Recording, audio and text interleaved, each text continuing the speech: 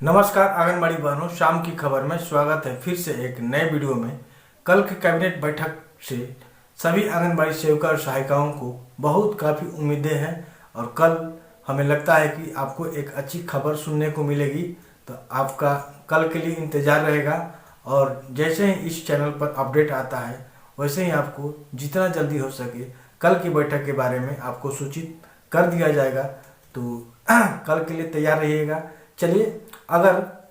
दुर्भाग्यवश कल अगर मीटिंग में कोई भी फैसला अगर नहीं लिया जाता है आंगनबाड़ी सेविका सहायिकाओं के लिए, तो हमें लगता है कि अब जो है आंगनबाड़ी बहनें जो है अनिश्चितकालीन हड़ताल से पुनः वापस आना शुरू कर देंगी, क्योंकि आंगनबाड़ी सेविका और सहायिका जो है बहुत ही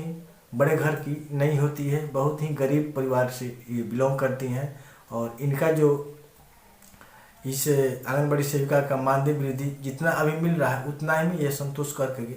पुनः अपने काम पर वापस आने का भी काम कल के बाद करना स्टार्ट कर देंगी, अगर मानदेय वृद्धि की कोई भी खबर नहीं आती है तो। चलिए, कल देखते हैं क्या खबर आती है, अच्छी आती है या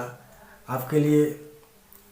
गलत खबर आती है। चलिए वीडियो को स्टार्ट करते हैं। वीडियो को स्टार्ट करने से पहले आपसे एक रिक्वेस्ट हमेशा होती है, अगर आप मेरे चैनल पर पहली बार आई हैं तो मेरे चैनल को लाइक एंड सब्सक्राइब जरूर कर दीजिएगा। इस वीडियो में आपको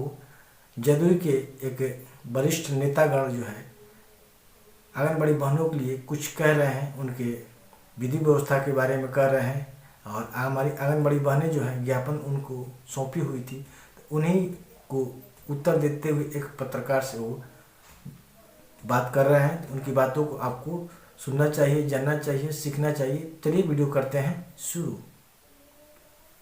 कर रही हड़ताल पर हैं और इन लोगों ने जो अपनी 5 प्रमुख मांगे रखी हैं उसमें मानदेय का बढ़ोतरी को लेकर है, इनको राज्यकर्मी का दर्जा देने जैसे प्रमुख मांग है, कई मांगे हैं, उसको लेकर यह 28 दिनों से लगातार हड़ताल पर हैं और इन लोगों ने 5 सूत्री मांग को लेकर एक ज्ञापन मुझे सौंपा है जो माननीय मुख्यमंत्री जी के नाम से संबोधित है और इन लोगों ने कुछ सुप्रीम कोर्ट के आदेशों का भी जिक्र किया है जो इनको उपलब्ध नहीं हो पाया है। तो जो इनके 5 सूत्री मांग है और जो सुप्रीम कोर्ट का भी निर्देश है, जो जैसे ये लोग हमको उपलब्ध कराएंगे उसके अध्ययन के बाद हम राज्य के मुख्यमंत्री जी से और राज्य के वित्त मंत्री जी से हम आंगनबाड़ी सेविका सहायिका के इन मांगों पर निश्चित रूप से चर्चा करेंगे ताकि इन महिलाओं के समस्याओं का निदान हो सके। लेकिन इसमें एक प्रमुख बातें जो हैं वह केंद्र सरकार को भी मानदेय देना है और राज्य सरकार भी अपना देती है। तो जो मानदेय है उसमें आदरणीय नीतीश कुमार जी लगातार आप देख रहे हैं कि किस तरह से शिक्षकों की बहाली में लगे हुए हैं, किस तरह से विकास मित्रों का वेतन बढ़ा, शिक्षकों का जहां 60%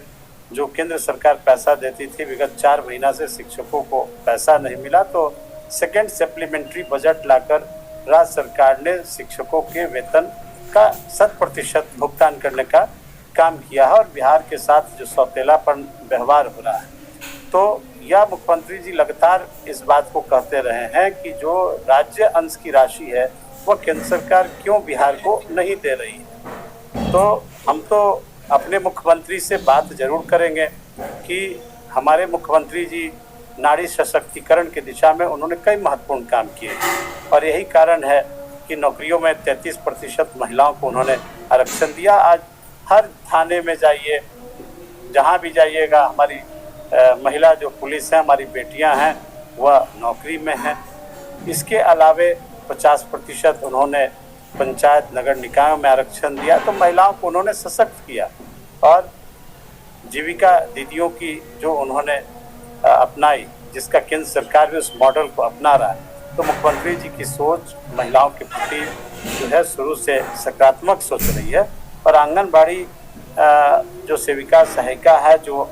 संयुक्त संघर्ष समिति इन लोगों ने गठित किया है और उसके माध्यम से ये लगातार संघर्ष कर रही है, इनके बातों को हम अपने लोकप्रिय मुख्यमंत्री और अपने वित्त मंत्री के समक्ष रखेंगे और हमको विश्वास है कि राज्य सरकार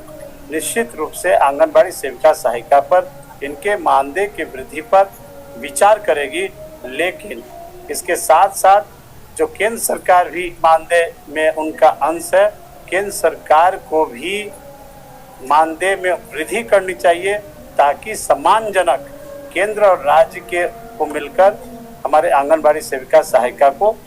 मानदेय की राशि मिले, जिससे इनके आंदोलन को समाप्त कराया जा सके। इन आंगनबाड़ी सेविकाओं का जो नियुक्ता है केंद्र सरकार है, लेकिन राज्य सरकार कई ऐसे एडिशनल काम देती है, जैसे पोलियो उन्मूलन हो गया, बीएलओ का काम हो गया, या अन्य कई काम है जो इनको दिया जाता है। और एक चीज अभी है कि जब ये लोग 5 दिनों तक पोलियो पिलाती हैं तो आशा कार्यकर्ता भी पिलाती हैं, उनको मिलता है 500 रुपया और इनको मिलता है 5 दिन का 400 रुपया, यानी कि 75 रुपया दिया जाता है एक महिला जो सेविका है और 100 रुपया दिया जाता है जो आशा है। आखिर इस तरह का न्याय और अन्याय कैसे हो जा रहा है? देखिए, सरकार जब इनके मांगों पर विचार होगी तो हर प्रकार के मांगों पर विचार होगी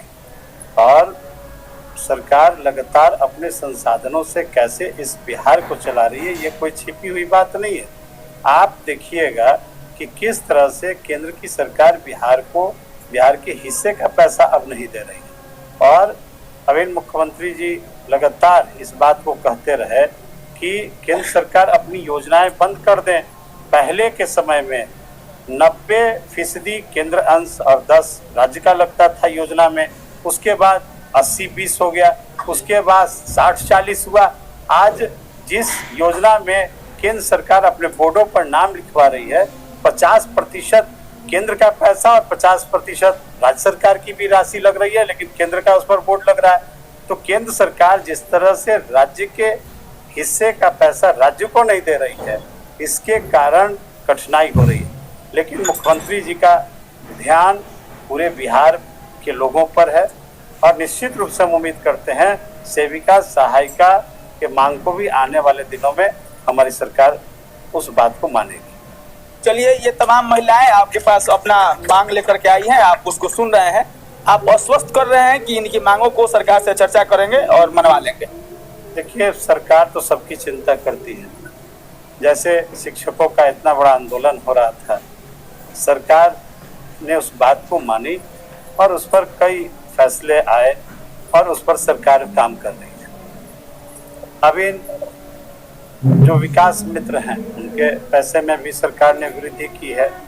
तो सरकार हर लोगों की बात सुनेगी, हर लोगों की समस्याओं का निराकरण करेगी। आप कुछ समय इंतजार करिए, निश्चित रूप से भी आंगनबाड़ी सेविका सहायिका के बारे में सरकार का महत्वपूर्ण फैसला।